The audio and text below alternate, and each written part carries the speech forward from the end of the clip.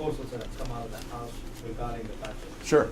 I have supported the Ryan budget, but in order to answer that question, we've got to go back and talk about what got us in this mess in the first place and why some of the things in the Ryan budget that we've addressed had to be addressed. It's Obamacare that cut $716 billion out of Medicare that Congressman Wilson voted for in blind allegiance to San Francisco-style politics that Nancy Pelosi's trying to bring to the River District here. That's what's gotten Medicare in this mess that it's in.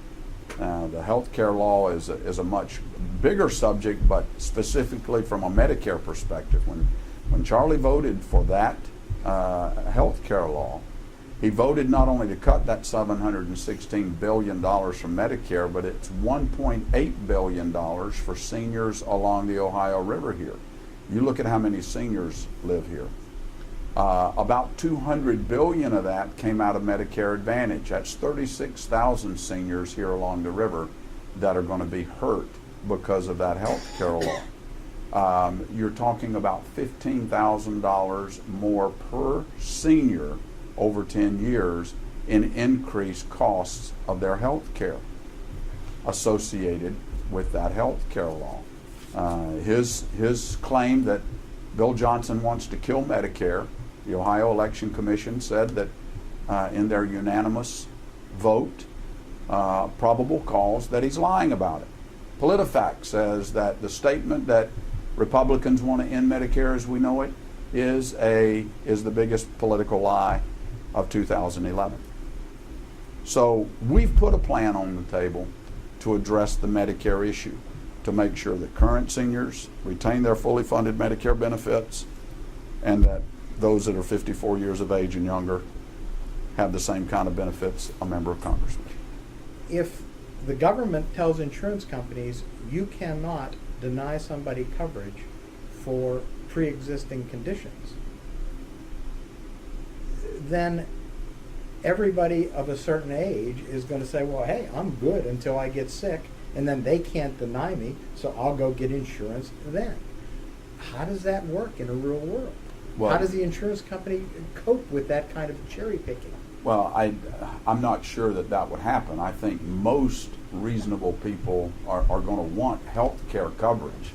They're not going to want to wait until they've got some kind of catastrophic pre-existing condition that would put them in, under today's standards, in a denied state. Most people are going to want health care, especially if they've got a family, if they've got children.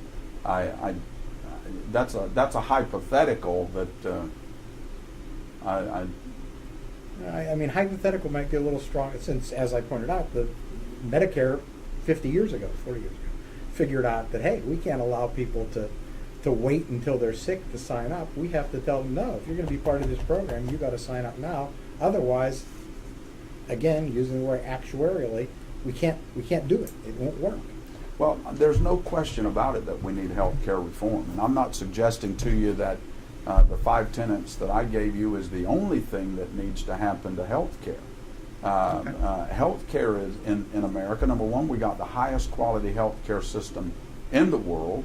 That's why we've got people all over the world who can afford to come here. They want to come here for their health care. There's no question about that. And this is going to be an ongoing topic for many, many years, I suspect. But the basic tenets that I outlined to you is a starting point to putting patients and their doctors back in charge of health care, lowering cost, and getting Washington out of the healthcare business. You've talked about regulations undermining the whole industry. Are there any regulations that need to be imposed on the burning of coal, especially the high sulfur coal from Ohio?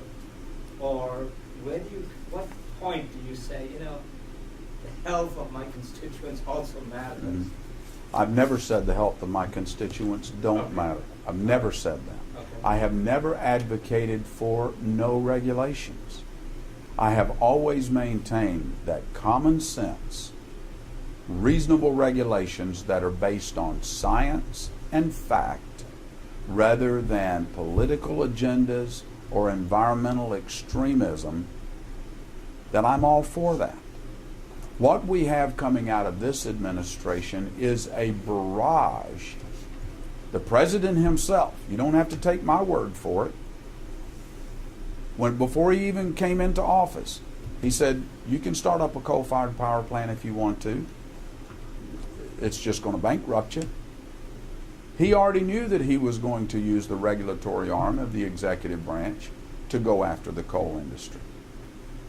Vice President Biden in 2007 said that coal is more dangerous than high fructose corn syrup and terrorism. You can believe that or not believe it. He said it. That's the position that the administration has.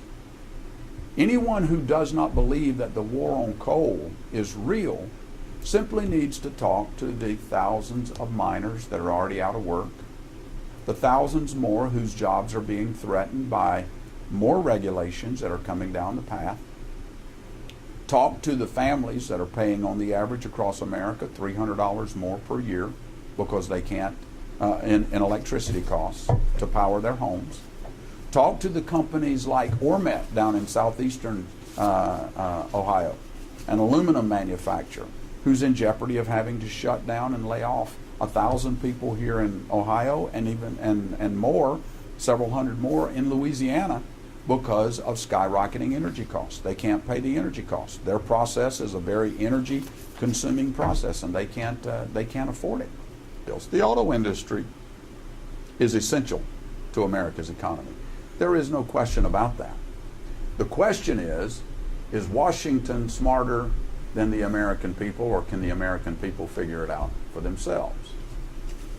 See, I think Lordstown, I think GM, I think that they would have survived because they would have figured out how to do it themselves. Let's take a look at what happened. GM took the bailout. Today, just a few weeks ago, GM is asking the American people to sell that stock back at much less than what the American people paid for it. Let the American people take a loss, is that plan. Let's look at another automaker that did not take the bailout. Look at Ford.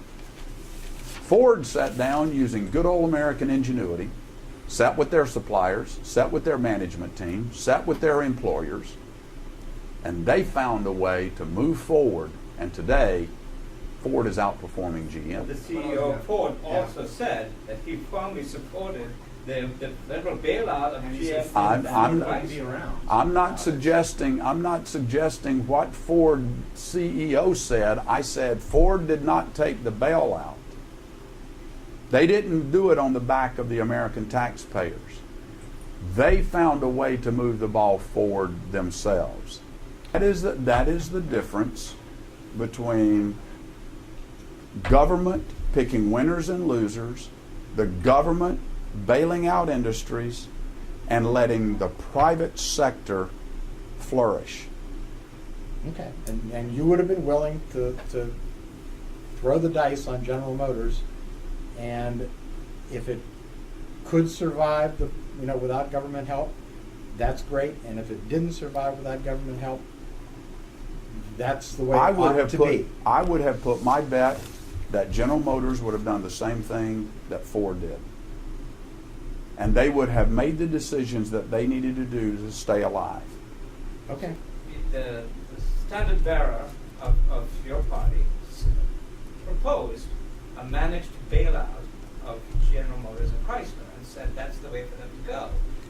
In that, they would have needed some kind of financial institutions to help them in this bankruptcy. And this was at the same time that Wall Street had collapsed. So I've thought about this. The only possible place they could have gotten the kind of money and financial backing they needed was the National Bank of China. So we'd be seeing Chinese signs on gold stocks. Bertram, you're already seeing that. We're borrowing 40 cents on every dollar that we're spending now. It's coming from China anyway. We're in a tough situation, Dennis, and here's the problem that we've got. When I did campaign on the idea of not increasing the debt limit. And when I got to Washington, I found out that there was a lot of things that I did not know. When I saw the report that came out of the Bipartisan Policy Center in the summer of 2011, when they were asked the question, is it true that America's going to run out of cash to pay its bills? They came back and they said, yes, we are. And so I voted for a plan to increase the debt limit, but at the same time, a budget that cut, a spending plan that cut as much as the debt limit went up. There's a big difference in voting for the debt limit increase because you're trying to clean up somebody else's mess. These are bills that were run up under the Obama, Pelosi, Wilson 2 years before that we're having to pay for today. And because we can't get legislation through the Senate to cancel some of those payments and to cut up those credit cards, we can't get a budget through the Senate to stop some of the spending. That's what we're faced with. So I voted for a debt limit increase in a budget that cut equal to or better more than what the debt limit increase was.